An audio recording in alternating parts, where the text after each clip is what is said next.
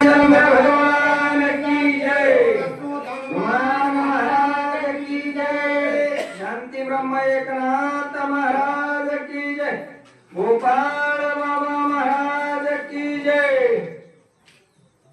श्री गणेशाय नमः, श्री रामचंद्राय नमः। आगाधामृतात हनुमंताची ख्याती स्वर्गी सुरगणवाणीती, लिहिताना पुरे एवढी क्षिती यथामती बोलताय। प्रभो रामचंद्र भगवान की जय। असो मला मग सांगितलं जाताना प्रतिकडे गेले या ठिकाणी असणारा हनुमंतानं सर्व नगरीमध्ये असणाऱ्या बराच त्रास दिला लोकांवर का वंशी हो, कुणाला मारलं, कुणी पळून गेले, लपून बसले आणि शेवटच्या टोकाला असणारे सगळे लोक चंद्रसेनेकडे पळू लागले. म्हणजे आता लपाय जागा नाही, चला राजाच्या राणीकडे तरी जाऊ. आता राजा तर गेलाय. चंद्रसेनेकडे गेले आणि विचारू लागले, अरे एवढा त्रास होऊ लागलाय, काय करावं? ते शेपूट आता ह्या नगरीमध्ये वाचू देत नाही, राहू देत नाही.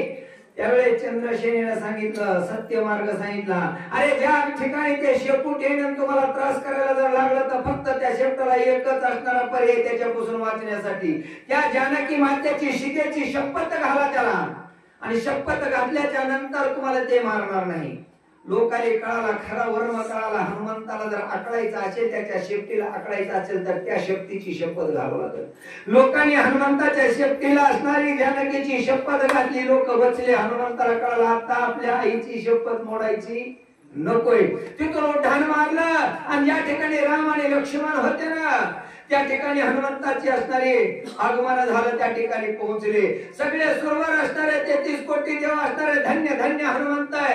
अरे हनुमंताचं चरित्र लिहिण्यासाठी आपण ह्या प्रत्यवीची जरी वही बनवली न पान केलं, मेरो पर्वताचा जरी टोक पेन केला तरी सुद्धा ही धरतरी पुरायची नाही हनुमंताची ख्याती. एवढा हनुमंताची ख्याती या ठिकाणी रामायणामध्ये हनुमंत जर वेगळा केला तर रामायण शून्य. रामायणामध्ये हनुमंत आहे म्हणूनच आपण इतकं गोडीने येतो बरं का. हनुमंताचं चरित्र ऐकाय बसलं की कटळा येत नाही, शी येत नाही, थकवा येत नाही, अशी अवस्था आहे. म्हणून सगळे धन्य धन्य हनुमंताची ख्याती गाऊ लागले.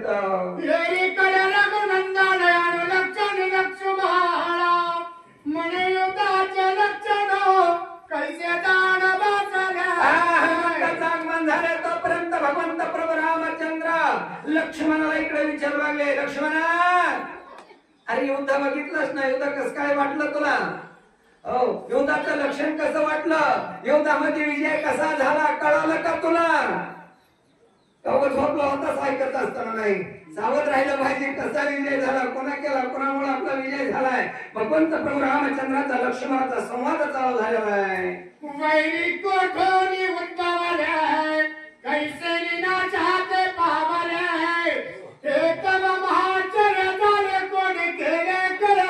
ए लक्ष्मणा, अरे लक्ष्मण आपल्या युद्धामध्ये असताना पण युद्ध खेळत असताना एक बाण मारल्याबरोबर असणारे एका वैऱ्याला, एका दुश्मनाला मारत असताना अनेक कोठ्यावधी असणारे आपले दुश्मन तयार झाले.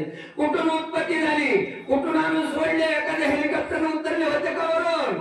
बरं आले ते आले, एवढे आल्याच्या नंतर त्यांचा नाश कसे पावले हे कळालं का तुला? हे कुणी कर्तव्य केलं? हे कार्य करणारा कोण आहे? कोणाबरोबर संवाद आहे? रामाचा लक्ष्मणाबरोबर संवाद चालू आहे. ऐकोनी बोले सुमित्रा सुत, एवढा वेळा गेला हनुमंत, त्या विना कार्यार्थ नवे निश्चिती दुनियाचा. भगवंत प्रभू रामचंद्राचे शब्द ऐकल्याच्या नंतर लक्ष्मणाने बोलायला सुरुवात केलंय. ए रामा, एवढा वेळ गेला हनुमंत. किती वेळ झाला हनुमंताची नवदी गाठच पडली नाही. बरं इथून गेलाय म्हणजे काय तिकडे जाऊन कुठं लपून बसला नसल, काहीतरी चमत्कार केलाय त्याच्यामुळे झालाय. कुणामुळे?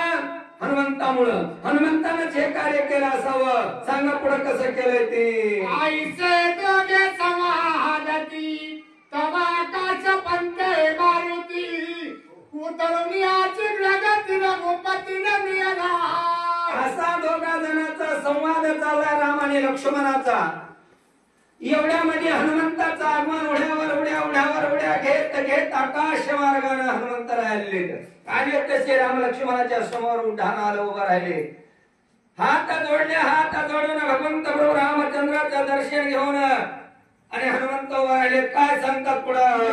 बघता होता भेटी आनंद कोंदरी सृष्टी गगनी केली पुष्पवृत्ती सुख संतुष्टी सुरावरी. देव भक्ता अरे देवाची आणि भक्ताची भेट झाल्याच्या नंतर आनंदाला त्या ठिकाणी कमीच नाही.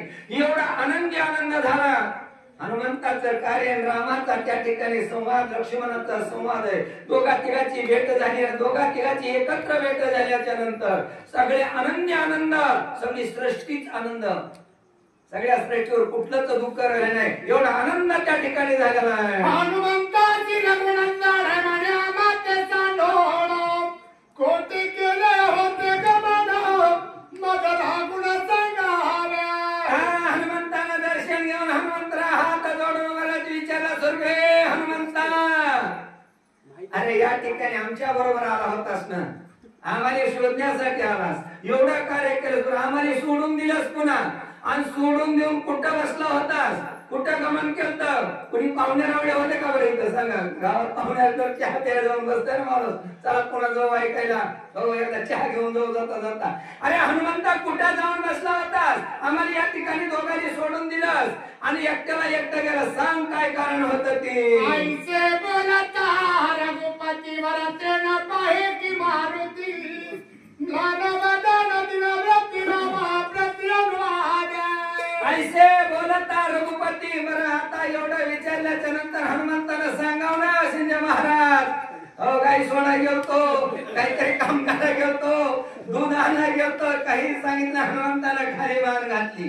हो एवढं मोठं कार्य करून आल्यावर मला सांगा मोठेपणानं बोलणं पण जरा वर्म चुकलं होतं. वर्म चुकल्यामुळे हनुमंतानं खाली मान घातली. वरी सुद्धा बघा खाली मान घालून शिनी तोंडावरला असणारा आनंद उतारला. काय करावं आता मोठं संकट आहे आपल्या पुढे असणार. एवढं व्यापकत्वाची प्रतीती आणि सर्व कर्मत्वाची ख्याती कपी मारिती राक्षसा. प्रभू रामचंद्र भगवान की जय. असो या ठिकाणी असणारं कथेचं अनुसंधान असणारं या ठिकाणी असं चाललंय की बाबा ज्या वेळेस असणारा श्रोतेली कल्पना येईल आणि श्रोतेली आलेल्या कल्पनेचं निरसन असणारा वक्ता करू लागलाय. अरे जे लोक अज्ञानानं असणारा रामाला सगुण रूपामध्ये बघतात आणि सगुण रूपामध्ये बघत असल्यामुळे त्यांच्याकडे अज्ञान आहे. आपल्याला वाटतं हा मानव आहे हे काय करणार आहे. राक्षस तसेच बघत होते ना. हे मनुष्य आपलं खाण्याची वस्तू आहे आपण नाही. पूर्ण ब्रह्म असणारा तो भगवंत आहे. अरे प्रभू रामचंद्र जर पूर्ण ब्रह्म जर नसेल तर त्या ब्रह्मापासून माया जन्मली आणि त्या मायेनं तुम्हाला पडळ टाकलं तुम्हाला काहीच कळू देत नाही. ही ख्याती कोणाची आहे त्या भगवंताची आहे. आणि म्हणून तो पूर्ण ब्रह्म असल्यामुळे त्यानं जर आपल्या भात्यातून बाण सोडला आणि पुढे जाऊन तो बाण पुढच्याचा अंत करून तो बाण परत येऊन ज्याच्या भात्यात परत बसतोय त्याला पूर्ण ब्रह्म म्हणायचं. त्याच्याकडे तेवढी असणारी शक्ती आहे. त्याचं एवढं वैभव आहे एवढी मोठी महती त्याची. आणि त्या भगवंताला सगुण रूपामध्ये बघणारे आहेत ना. पण त्यानं ह्या जगाच्या कल्याणा संतांच्या विभूतीत यह कष्टविधी परोपकार आहे. जर तुम्हाला आम्हाला जर निर्गुण रूपामध्ये जर तो आला असता तर तुम्हाला कळालाच नसता भगवंत कोण आहे. राम समजला नसता. निर्गुण रूप पाहण्याची आपल्याकडे दृष्टी नसल्यामुळं बरं का. आपल्याकडे दृष्टी कोणती आहे सगुण रूपामध्ये आपण देवाला बघतो म्हणून देव आपल्याला कळतो हा देव आहे म्हणून. अशी अवस्था या ठिकाणी असणारा कथेचं अनुसंधान चाललंय. हेची आशंका पार्वतीची सीता होनी वनासी चळो आली श्रीरामासी श्रीरामेची ओळखिले. अरे त्या भगवंताची ख्याती कशी कशी झाली याच्याबद्दल ग्रंथकर्ते सांगू लागलेत.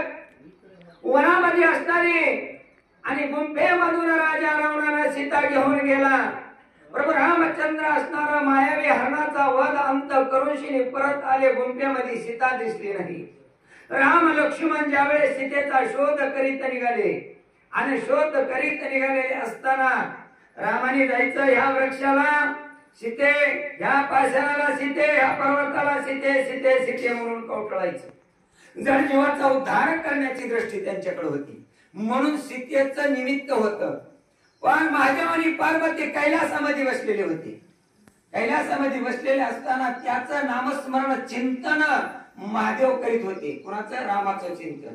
पार्वती आली. पार्वतीने प्रश्न केला, रामा महादेवा स्वामी कुणाचं चिंतन चाललंय, तुम्ही कुणाचं नामस्मरण रोज उठून करता? यावेळेस महादेवानं सांगितलं, पार्वती त्या रामाचं चिंतन मी करतोय, नामस्मरण त्याचं करतोय. आणि त्या येड्या रामाचं चिंतन तुम्ही करतात का म्हणली? अरे बायकोच्या हो गेल्यानं येडं झालं, येडं होऊन दगडाली मिठ्या घालायला म्हणली. नाही म्हणला पार्वती, तुला कळायचं त्याचं भवितव्य काय, त्याचा महिमान कळायचं नाही. पण नाही, बाईच्या जातीची बुद्धी कमी. बघा देवाच्या बायकोची सुद्धा बघा आपल्या कास्तलच असेल. देवाच्या बायकोनं हट्ट केला कुणापाशी, महादेव बोली सांगायची म्हणून सांगायले. हट्ट केला महादेवपाशी नाही, आत्ताची आत्ता जाते. आणि त्या तुम्ही ज्याचा जप करतात ना त्या रामाला आत्ताची आत्ता मी फसविते म्हणली. नाही जमायचं पार्वती, जाऊ नकोस. नाही ऐकेल आपल्या पतीचं महादेवाचं. ती पार्वती असणारी सीता बनून त्या वनामध्ये आली. आणि वनामध्ये सीता बनून आल्याच्या नंतर रामाच्या समोर जायची. रामा अरे आले ना सीता तुमच्या समोर, का तयारासारखं फिरायची काय गरज आहे? जिच्यासाठी तुम्ही एवढं असणार येड लावून घेतलंय ना स्वतःच्या मनाला, मी तुमच्या समोर उभे. रामाने बगलाला तोंड करायचं, दुसऱ्या बाजूला दिशेला एका दगडाला धरायचं, सीते सीते सीते सीते. सीतेचं चिंतनच लागलं रामाला अशी अवस्था. पण नाही जमलं त्या पार्वतीला. रामाने शेवट ओळखलं का, आई तू इथं आलीस कशासाठी? आई तू कुणाला? पार्वतीला आई म्हणली आई. आणि त्यावेळेस तिचे डोळे उघडले. नाही जमलं फसवायला त्या रामाला. तो रामान तो परब्रह्म असणारा भगवंत आहे. आणि त्या भगवंताला अज्ञानी लोक असणारे म्हणतात सगुण रूपामध्ये आला. कोण आहे? राम आहे. त्याला सगुण रूपानं बघतात. हे अज्ञान आहे आपलं, असं ग्रंथ करते ह्यावर सांगू लागले.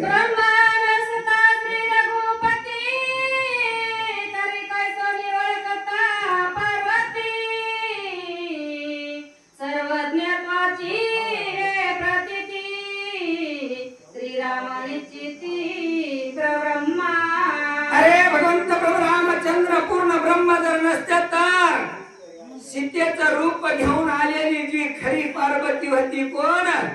महादेवाची. हो महादेवाला गुरु राम मानित होते, रामाला गुरु महादेव मानित होते. गुरु माता आहे म्हणून तिला माय म्हणले. माय कशी ओळखली? ओळखण्याची दृष्टी त्यांच्याकडे आपल्याकडे नाही. जर सीतेच्या रूपामध्ये आली असती तर सांगा, ज्याच्याकडे अज्ञान आहे ते म्हणले असते इतक्या लांब जायची आता काय गरज आहे? आली ना, जिच्यासाठी जायचंय ती इथंच गौसरी, चला इथूनच महागारी, आता इकडे जायची गरज नाही. कुठं गागरवाड्याला तिथंच रामाला ऐकू आलंय स्पीकरच्या आवाजातून, चला इथूनच महागारी, असं नाही. अरे त्या ठिकाणी रामाकडे जर पूर्ण ब्रह्मत्याचं असणार जर शक्ती नसती तर त्या पार्वतीला कसं ओळखलं असतं, असं ग्रंथ करते सांगू लागले.